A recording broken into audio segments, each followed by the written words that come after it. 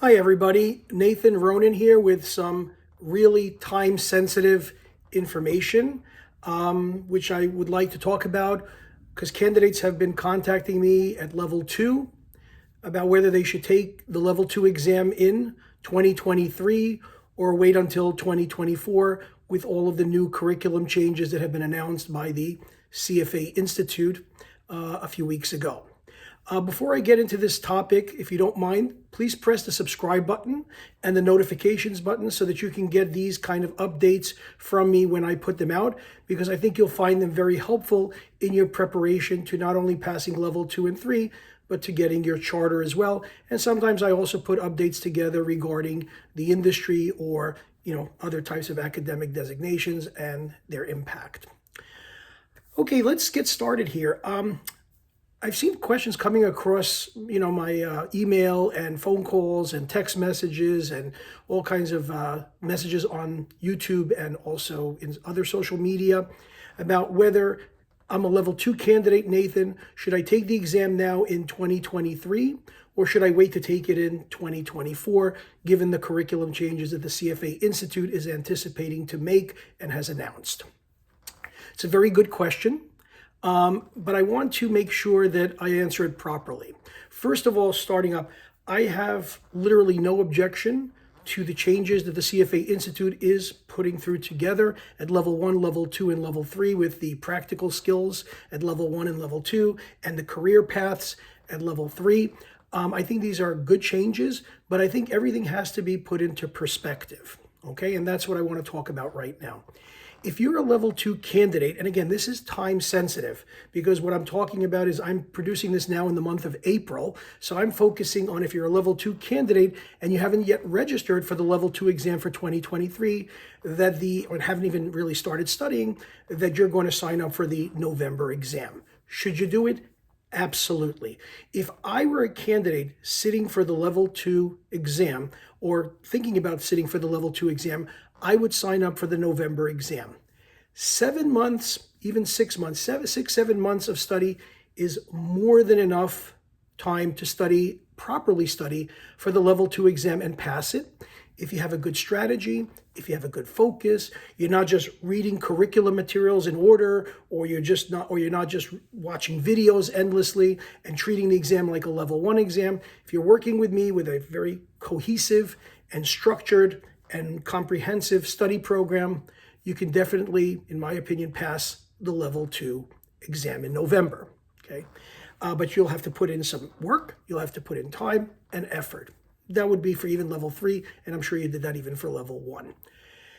The other choice that you have is, well, you could decide not to take it in 2023 and leave it for 2024. The only problem is the exam in 2024 for level 2 will be in May. There is no February exam for level 2. So you're talking about actually putting your CFA designation on hold for a whole year, simply to possibly be exposed to these, curriculum changes and new kind of format where you're going to have to do some practical skills in Python or advanced Python or financial modeling. Those are great, but I wouldn't hold off until May. I would actually take the exam in November under the current curriculum.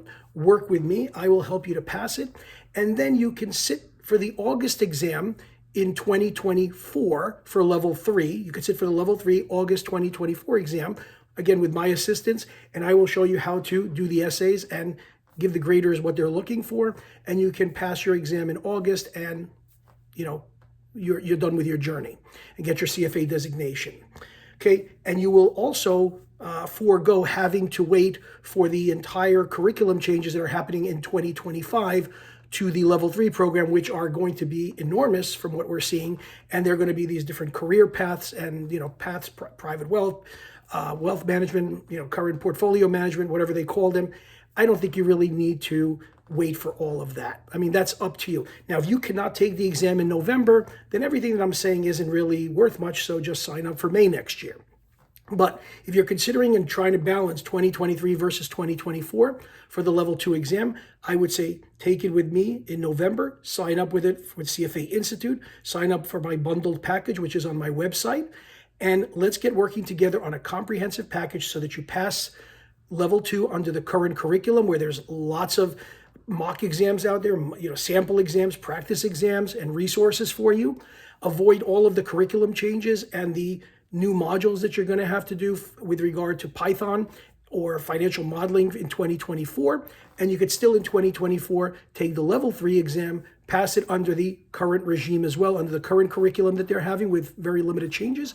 And you can basically be prepared and get your charter in 2024 rather than elongating the process and waiting till 2025. Okay, now also, if you're not sure, you're one of these candidates, but Nathan, they're going to have Python and financial modeling, and I really like that stuff and I want to learn more.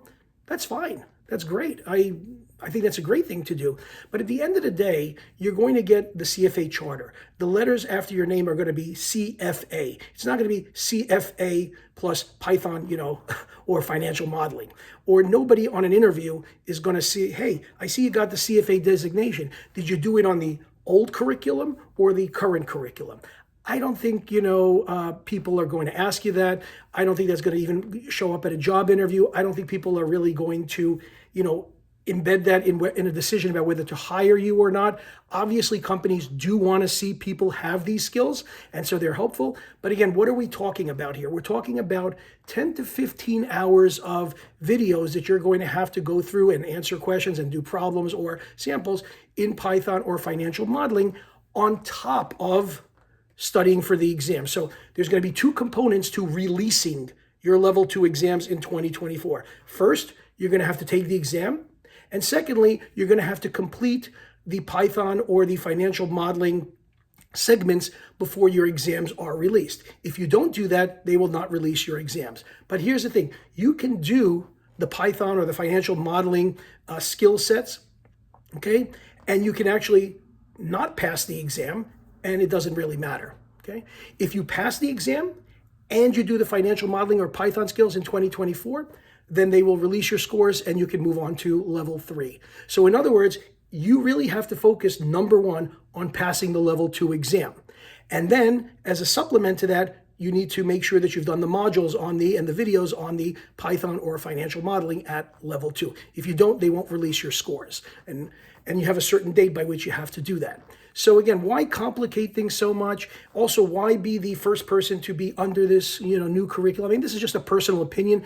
People can differ with me, but I would say if you're going to take the exam in May, if you're going to sit for the level 2 exam, take it in 2023. The current curriculum is still a very good curriculum, really relevant, and then take level 3 in August of 2025. Okay, and complete your CFA journey with me. Get your letter CFA after your name and move on with your life. No need to elongate a process for, some changes which are very admirable and very helpful, but aren't really in the long run going to necessarily say, here's, we're going to give you this job because you had a Python course or you had a Python module or you had a financial modeling. It'll improve your skill sets for sure, but it's not going to be a determining factor on whether you get that job. And if you ever really want to know what gets you the job, it's chemistry between you and the interviewer, or you and the people who are interviewing you. That's what really gets you your job. When you get an interview, they know you can do the job. They know that they can hire you. The question is, do they want to hire you? And that's what they're looking for. Chemistry. That's always the key for any job,